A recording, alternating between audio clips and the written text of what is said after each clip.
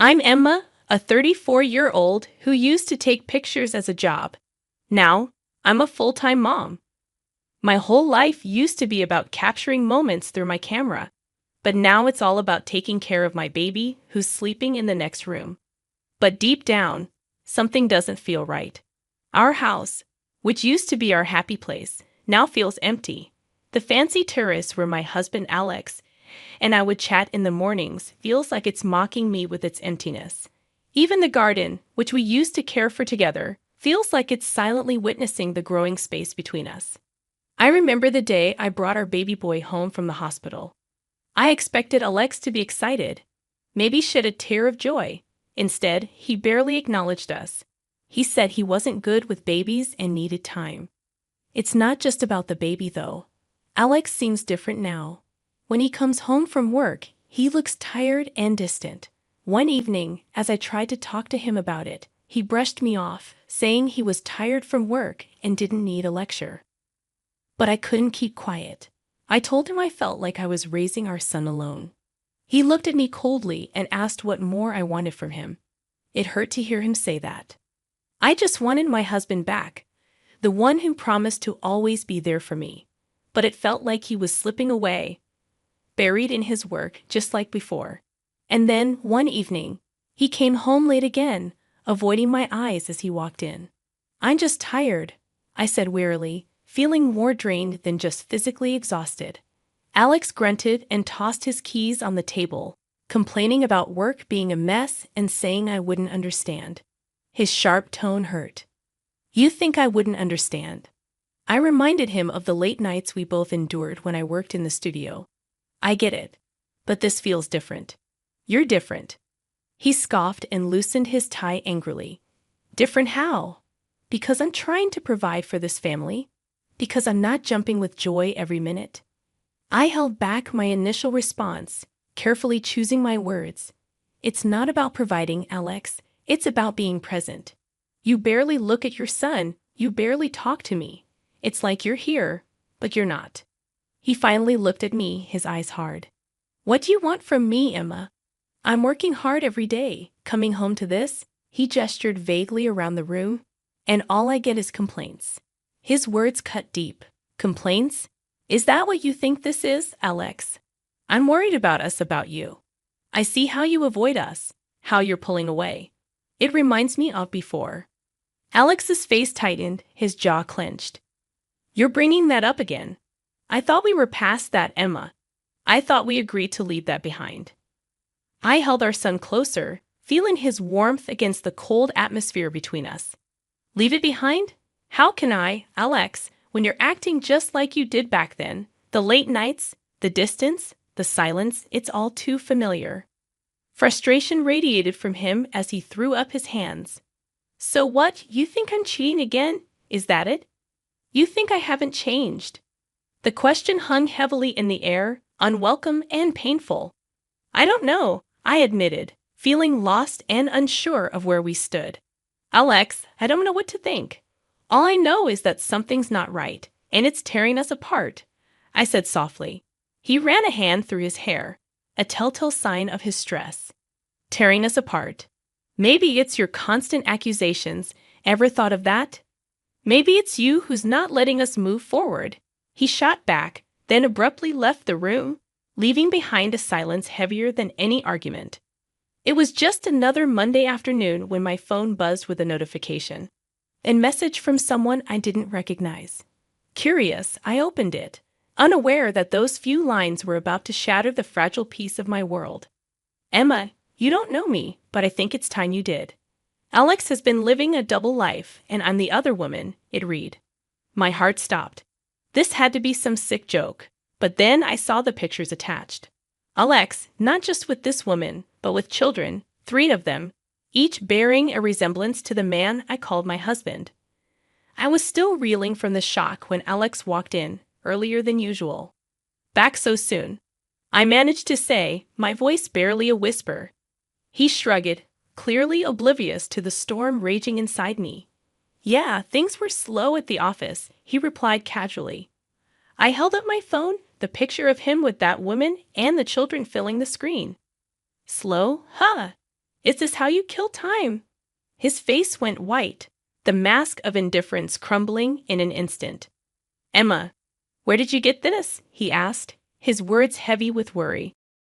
From her, Alex. Your other woman, I said, my voice trembling. He tried to grab the phone, but I pulled away, my eyes never leaving his. So it's true then. The late nights, the distance. It wasn't just work, it was them, I said, feeling the weight of betrayal settling in. Alex sank into a chair, his facade shattered. Emma, listen. It's not what you think, he pleaded. I laughed, a hollow sound that echoed in the silence. Not what I think, Alex? The pictures don't lie. You have a whole other family. How long have you been lying to me? I asked, my voice breaking. He buried his face in his hands, a defeated figure. A few years. It started small. I didn't mean for it to go this far, he confessed. A few years, I repeated, the words hanging heavily in the air, a testament to the lie my life had become and the children. Alex, are they yours? I asked, my voice steady despite the chaos inside. He didn't answer, but he didn't need to. The truth was right there in the silence, in the photos, in the years of deceit. You need to leave, Alex, now, I said firmly, my voice unwavering. With that, he left, the sound of the closing door marking the end of our story. I sat there alone, holding our son, the only real thing in the mess that was my life. Just when the dust seemed to be settling, life decided to throw another curveball. I was in the middle of a feeding session with my son when the doorbell rang, slicing through the quiet afternoon. Expecting maybe a delivery or a neighbor, I was completely taken aback to see Alex looking sheepish and the woman I recognized from the photos, the other woman, standing boldly in my doorway. Before I could even react, she pushed past me into the house, her eyes scanning every detail. This is quite the place you've got here, Emma. Cozy and spacious, perfect for a family, don't you think, Alex? She said mockingly. Alex didn't meet my gaze, his shame evident, his voice silent. I clenched my jaw, trying to keep my composure in the face of this intrusion. And what family would that be? Because the last time I checked, this was my home, I retorted, standing protectively in front of my son's crib. She smirked, a calculated glint in her eye. Well, the family Alex should have been with all along, me and our 3 kids. You see, we need this house more than you do. A big, beautiful house for a big family. You understand, right? She said, her words dripping with entitlement. I was fuming, each word from her mouth fueling my anger. Understand? I understand perfectly. You're delusional if you think you can just barge in here and lay claim to what's mine. Alex has no right to this house, and neither do you, I declared, my voice firm. Finally, Alex spoke, his voice barely a whisper. Emma, maybe we should discuss this. I snapped, my patience wearing thin. Discuss. You think after everything we're just going to sit down and have a chat about you handing over my house to your mistress and your other children. The woman paced around, her eyes scanning the room. Look, Emma, it's simple. You've got 1 kid, a small apartment will do. We've got 3, we need the space. It's only fair, she said, her tone condescending. Fair, I repeated incredulously. There's nothing fair about betrayal, about lies, about breaking a family. You have no idea what fair is, I said, my voice trembling with anger and hurt. She turned to Alex, seeking affirmation. Tell her, Alex. Tell her we'll be moving in. She's got a week to clear out. Alex avoided my gaze, his shoulders slumping in defeat. The standoff was tense, the air thick with unsaid words and unspoken threats. But as they left, the woman throwing a spiteful glance over her shoulder and Alex not even daring to look back, I knew that this was far from over. After the door slammed shut behind them, I was left standing in the silence of my home, my mind racing. The nerve of them coming into my house, threatening to take everything I held dear. But as the initial shock subsided, a plan began to form. It was time to reveal the truth, time to claim what was rightfully mine. The doorbell rang, its chime echoing like the start of a showdown. There they stood, Alex looking more defeated than ever, and his mistress, her arrogance undiminished. Time's up, Emma. We're here to move in. Did you pack your stuff? She demanded, her eyes gleaming with triumph. I stood in the doorway, my stance firm. Actually, I didn't pack, and you're not moving in. This house is mine, and I have the documents to prove it, I declared. The woman's face faltered, confusion mixing with her anger. What are you talking about? This is Alex's house too. We have rights, she argued. I couldn't help but smirk, the tables finally turning. No, you see, that's where you're wrong. This house was a gift from my parents to me. Alex's name isn't on any of the documents. He has no claim over this property, I explained. Alex shifted uncomfortably, avoiding my gaze. Emma, I thought we could work something out, he muttered, but I wasn't having it. Work something out after you cheated, lied, and then tried to kick me and your son out of our home. I don't think so, I retorted. The mistress interjected, her voice shrill with panic. This can't be happening. You're lying, Alex. Tell her she's lying. But Alex remained silent, his head hung low, the truth of the situation finally dawning on him. It's not a lie, I said firmly. This house is mine, and you have no legal right to be here. So I suggest you leave before I call the police. The woman's eyes darted to Alex, seeking confirmation or maybe denial. But Alex stood silent, his truth too heavy to bear. But we have a family. We need this house. You can't just throw us out, she protested, her voice tinged with desperation. The only thing I'm throwing out is the lies, I countered. And while we're at it, let's talk about Alex's job, shall we? He's not the high-flying executive you think he is. He's a clerk, a simple office worker. Your dreams of a lavish life in this house are just that, dreams. The revelation hit her like a physical blow, her face contorting with rage and disbelief. A clerk. You're lying, Alex. Tell her she's lying. But Alex remained silent, his shoulders slumped in defeat. You've been living in a fantasy fed by Alex's lies, but it ends now, I declared firmly. You have no place here. It's time for you both to leave. The confrontation was intense, the air thick with tension and unsaid words. As they turned to leave, the mistress's parting glance was filled with venom and vows of revenge. This isn't the end, Emma. You'll regret this, she hissed, her dreams shattered by the harsh light of truth. It was a crisp morning, the kind that usually promised a peaceful start. But peace was a luxury I could no longer afford. The sound of the doorbell shattered the calm like a rock through a window. As I opened the door, my heart sank. There she stood, Alex's mistress, her face twisted into a smirk, her children huddled behind her. You've got some nerve showing up here again, I said, my voice steady despite the turmoil inside. The mistress didn't falter. I've had every right, Emma. These kids, she gestured to the innocent faces behind her. They deserve a proper home. Your home. I couldn't help but scoff at her audacity. Deserve? The only thing you deserve is a reality check. This is my house, and you're not welcome here, I declared firmly. Her smirk widened, her voice growing louder. Oh, I'm not welcome. We'll see about that. You think you can just sit in this big, fancy house all alone with your baby while my kids suffer? You're more heartless than I thought, she accused, her words sharp and meant to wound. Heartless. I'm not the one tearing families apart, disrupting lives. You did that all on your own, I shot back, feeling the weight of her accusations.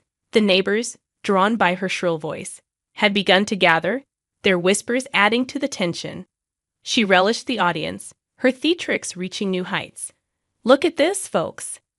Emma here thinks she's too good to share, thinks this palace is only for her and her baby. What about my children? Don't they deserve a home too?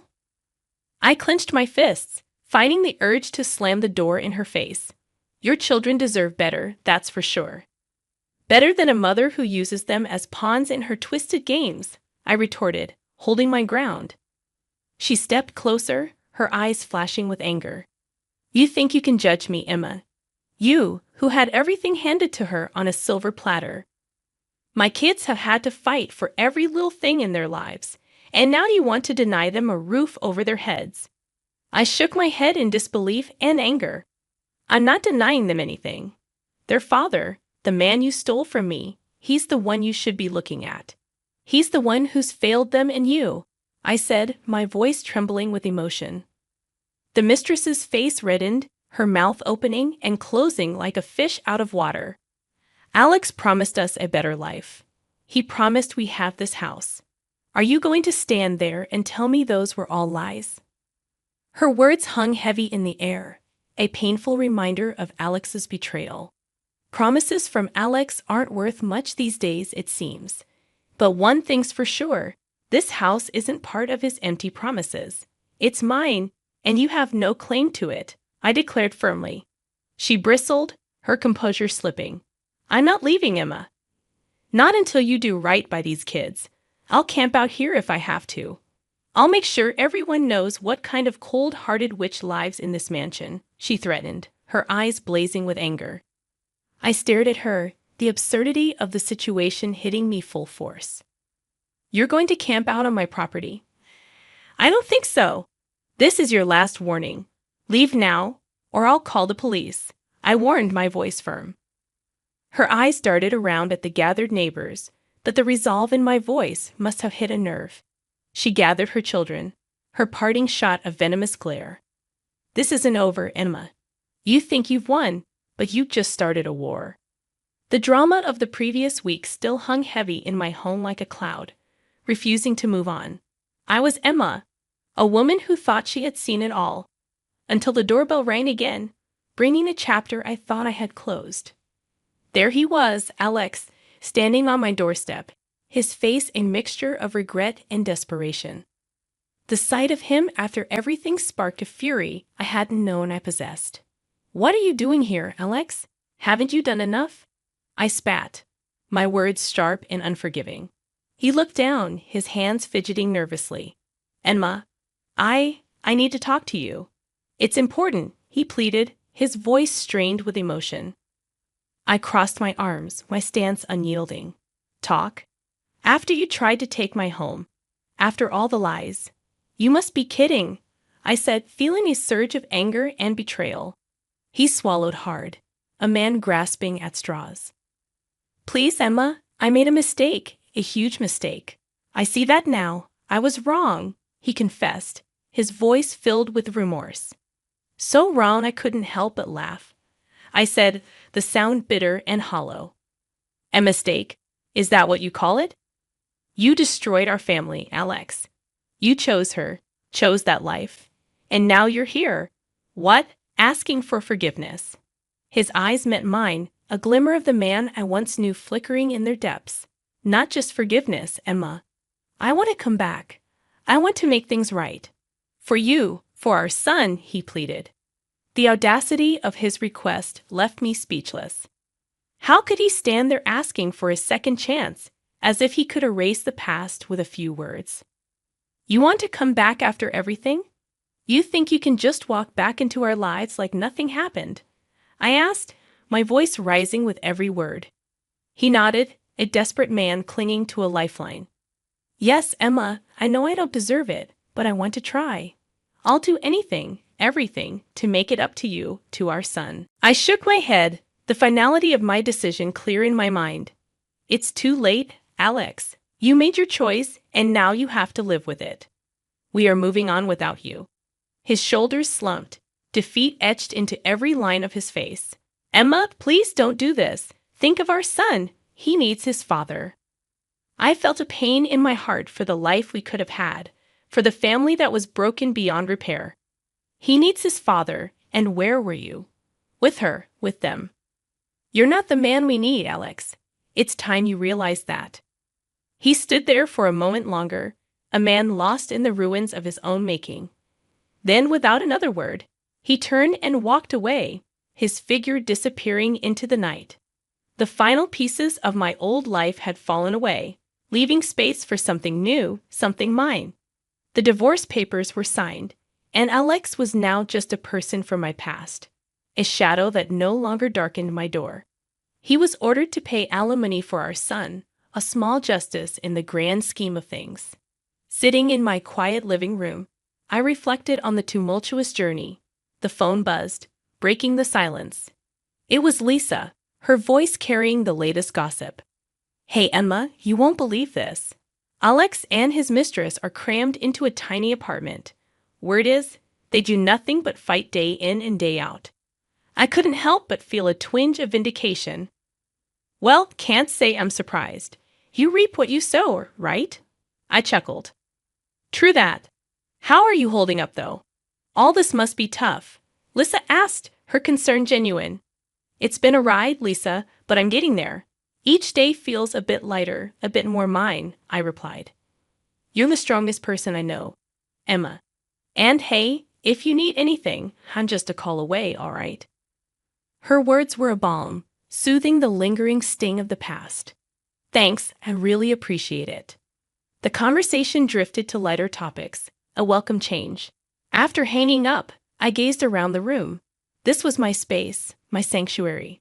The battles fought within these walls had left scars, but they were healing, turning into stories of strength and resilience. I picked up my camera, an old friend I had neglected. The weight of it in my hands felt right. I snapped a few pictures of the room, of my son's toys, of the life that was slowly piecing itself back together. Each click of the shutter was a declaration, a statement that while the past was a part of me, it didn't define me. As I put my son to bed that night, his tiny hand clutching my finger, I whispered promises of a future bright and unburdened. Outside, the stars twinkled, a vast canvas of possibilities stretching out before us. Alex and his mistress were just a chapter closed, a lesson learned. Our story, the one that truly mattered, was just beginning. And it was going to be a beautiful one.